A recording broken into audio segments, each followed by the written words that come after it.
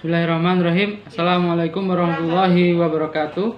Perkenalkan, nama saya Hasan Abdullah dengan NIM 201210171 dengan rekan saya Haniatul Muawanah dengan NIM 201210168. Baik, kami dari kelompok 2 akan mempresentasikan tugas akhir mata kuliah hadis pendidikan dengan tema hadis tentang anjuran menuntut ilmu.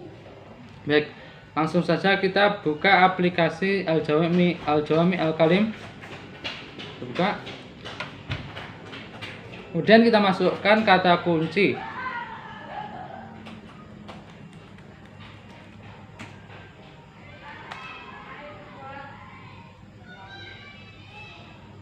Jika sudah, kita klik Bahsul Mutabik hingga muncul dari beberapa kitab.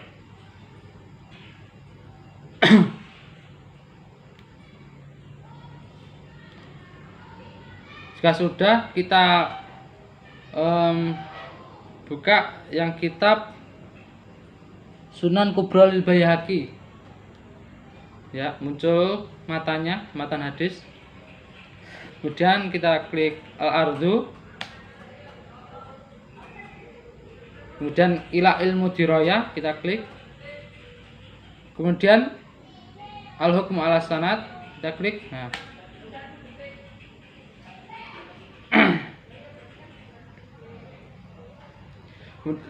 Di sini muncul sanadnya, kita lihat. Berdasarkan sanad, hadis tersebut memiliki dua jalur periwayatan yang mana kedua jalur tersebut sanadnya mutasil. Perawi-perawi yang ada di dalam dua jalur periwayatan semuanya menempati derajat thiqah, kecuali satu orang yang berpredikat hasanul hadis, yaitu Utbah bin Abi Hakim. Utbah bin Abi Hakim.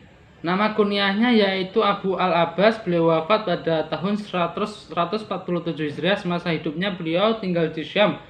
Beliau memiliki banyak guru, yaitu diantaranya Qatadah bin Di'amah As-Sadusi, Ibrahim bin Sa'id, Talha bin Nafi Al-Quraisi, dan diantara muridnya yaitu Al-Baqiyah bin Walid, Sodaqah bin Yazid, Abdullah bin Mubarak, Yahya bin Hamzah, Muhammad bin Shu'aib Al-Quraisi, dan sebagainya. Adapun jarah wa ta'dilnya, yang pertama yakni Abu Ahmad Abdullah bin Adi Al-Jurjani berkomentar bahwa ia berharap tidak ada masalah dengannya. Kemudian Abu Bakar Al-Baihaqi berkomentar bahwa tidak kuat. Kemudian yang terakhir, Abu Hatim Ar-Razi berkomentar bahwa beliau seorang yang soleh dan tidak ada masalah dengannya. Kemudian kita pindah ke riwayat, kita klik ilmu riwayat. Kemudian kita klik hukmu alamatan. Bisa kita lihat dari grafiknya muncul. Grafiknya. Jadi bisa kita lihat berdasar matan hadis tersebut matanya tidak ada syad. Kesimpulan hadis yang pertama ini yakni berdasarkan hasil penelusuran hadis tersebut dalam kitab Sunan Kubra Lil Baihaqi, diketahui bahwa hadis tersebut sanadnya mutasil. Matanya juga tidak ada yang syad atau kejanggalan, dan untuk perawinya semuanya thiqah kecuali satu orang, yakni Utbah bin Abi Hakim Asy-Sya'bani yang berpredikat hasanul hadis. Jadi dapat disimpulkan bahwa hadis tersebut adalah hadis hasan. Kemudian kita selanjutnya buka dari di kitab yang kedua, yakni kitab Al-Asyamin At-Tabrani. Muncul matanya. Kemudian seperti tadi kita klik Ila Ilmu Dirayah. Kemudian Hukmu Ala Sanad. Ya, muncul sanadnya. Baik. Berdasarkan sanad dalam kitab Asyamin li Tabrani, hadis tersebut memiliki satu jalur riwayatan yang mana jalur tersebut sanadnya mutasil, tetapi ada salah satu perawinya yang tidak diketahui identitasnya atau yang disebut ismu mubham. Berdasarkan perawinya, perawi-perawi hadis tersebut dalam riwayatannya menempati derajat sikoh kecuali dua orang perawi yang berpredikat hasanul hadis, yaitu Hisham bin Amr As-Salami dan Utbah bin Abi Hakim Asy-Sya'bani. Yang pertama, Hisham bin Amr As-Sulami memiliki nama asli Abu Al-Walid Hisham bin Amr bin Nusair bin Maisarah bin Abbad As-Sulami Az-Zafri, lahir pada tahun 135 Hijriah dan wafat pada tahun 245 Hijriah. Beliau merupakan seorang ulama bidang qiraat Al-Quran dan hadis. Di antara guru-guru beliau yaitu Abu Al-Khattab Al-Khayyat, Sadaqah bin Khalid, Haddan Hatim bin Ismail. Adapun jar wa ta'dil yaitu sebagai berikut. Yang pertama, Abu Hatim bin Hibban menyebutkan bahwa ia sikoh. Kemudian Abu bin Syu'aib An-Nasai berkomentar bahwa tidak ada masalah dengannya. Yang terakhir, Ahmad bin Hambal mengatakan ia ceroboh ringan. Kemudian yang kedua adalah Utbah bin Abi Hakim Asy-Sya'bani. Nama kunyahnya yaitu Abu Al-Abbas. Beliau wafat pada tahun 147 Hijriah. Semasa hidupnya beliau tinggal di Syam. Beliau memiliki banyak guru, yaitu diantaranya Qatadah bin Di'amah As-Sadusi, Ibrahim bin Sa'id, Talha bin Nafi Al-Quraisy, dan diantara muridnya yaitu Bagiyah bin Walid, Sadaqah bin Yazid, Abdullah bin Mubarak, Yahya bin Hamzah, Muhammad bin Syu'aib Al-Quraisy, dan sebagainya. Adapun jar wa ta'dil yaitu sebagai berikut. Yang pertama, Abu Ahmad Abdullah bin Al-Jurjani berkomentar bahwa ia berharap tidak ada masalah dengannya. Kemudian Abu Bakar Al-Baihaqi berkomentar bahwa tidak kuat. Kemudian yang terakhir, Abu Hatim Ar-Razi berkomentar bahwa beliau seorang yang saleh, tidak ada masalah dengannya.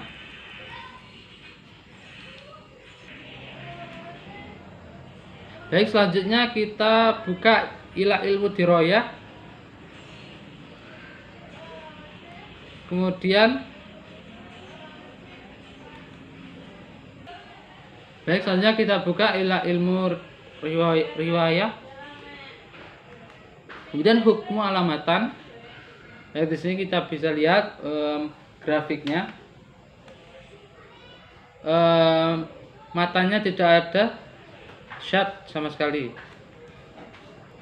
Baik, bisa disimpulkan hadis yang kedua ini berdasarkan hasil penelusuran hadis tersebut dalam Musnad As-Sami di Tabrani diketahui bahwa hadis tersebut sanadnya mutasil, namun ada salah satu perawi yang tidak diketahui identitasnya.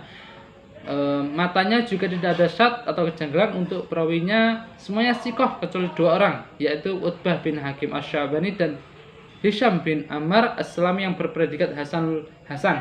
Jadi dapat disimpulkan hadis. Baik, mungkin bisa dilanjutkan oleh Mbak Hani. Baik, selanjutnya kita lihat di dalam kitab Amali Al-Jurjani. Ini kita lihat pohon sanadnya. Nah, pohon sanadnya di sini mutasil ya. Mutasil. Semua perawinya di sini sikoh ya, kecuali satu, dia ada yang hasanul hadis, yaitu Utbah bin Abi Hakim. Kita lihat jar wa ta'dilnya. Di sini Abu Ahmad bin Adi Al-Jurjani dia berkomentar, arju annahu la ba'sa bihi. Saya berharap tidak ada masalah dengannya.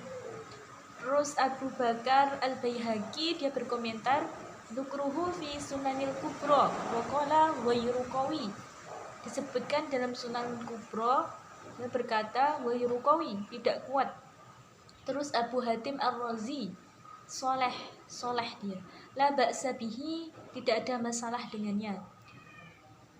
Bisa terus kita lihat di sini guru-gurunya dari Utbah bin Abi Hakim. Ini ada Qatadah bin Di'amah As-Sadusi. ada Ibrahim bin Sa'id, terus Abdullah bin Ahmar Asy-Sya'bani. Untuk murid-muridnya di sini ada Bagiyah bin Walid Al-Kalai, ada Sodaqoh bin Yazid Al-Khurasani, ada Abdullah bin Mubarak Al-Handali. Selanjutnya kita lihat dari matanya. Nah, ini matanya Hasan ya, di Hasan. Jadi di dalam kitab Amali Al-Jurjani ini bisa kita simpulkan bahwa hadis tersebut diriwayatkan melalui satu jalur, dan jalurnya tersebut dia mutasil atau bersambung.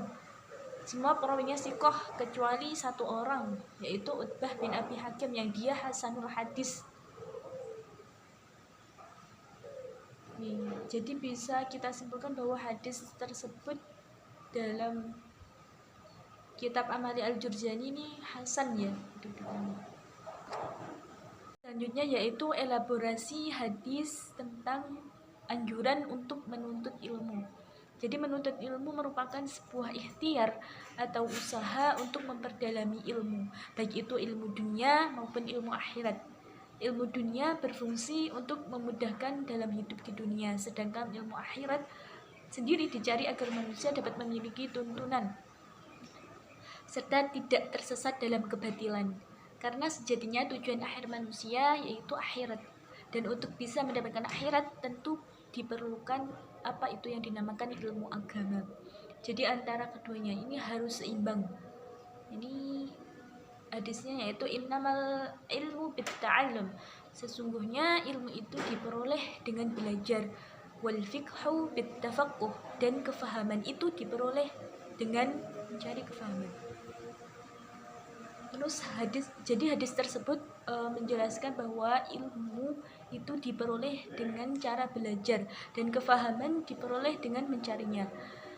Dan tentunya dalam belajar kita harus selalu bersungguh-sungguh. Sebagaimana dikatakan oleh Az-Zarnuji, barang siapa yang mencari sesuatu dan dilakukannya dengan sungguh-sungguh, pasti dia akan mendapatkannya. Perihalnya barang siapa yang mengetuk pintu terus-menerus, pasti bisa masuk. Dikatakan juga bahwa sesuai kesungguhannya, seseorang akan mendapatkan apa yang diharapkan. Dalam konteks kesungguhan ini, Az-Zarnuji menjelaskan bahwa kesulitan yang dihadapi seseorang akan dapat selesai dengan kesungguhan, terutama kesulitan yang dihadapi dalam proses belajarnya tersebut. Dan kesungguhan dalam belajar dan memperdalami ilmu bukan hanya dari belajar semata, namun kesungguhan ini juga dibutuhkan dari 3 elemen, yaitu yang pertama itu ada pelajarnya, yang kedua adalah mu'allim atau pengajar, yang ketiga adalah orang tua yang bersungguh-sungguh. Insya Allah itu akan berhasil.